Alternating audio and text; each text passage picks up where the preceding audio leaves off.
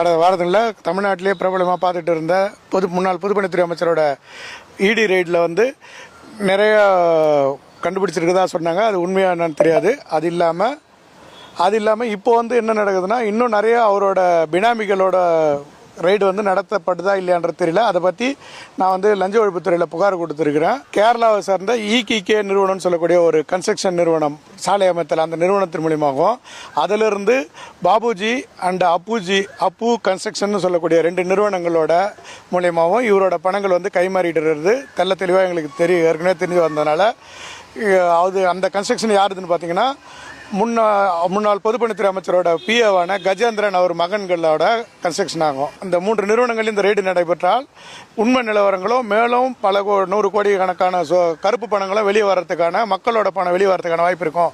அதனால் இதை வந்து லஞ்ச ஒழிப்புத்துறைக்கு நான் புகார் அளிச்சிருக்கிறேன். இல்லை, இது எல்லாமே வந்து அவங்களோட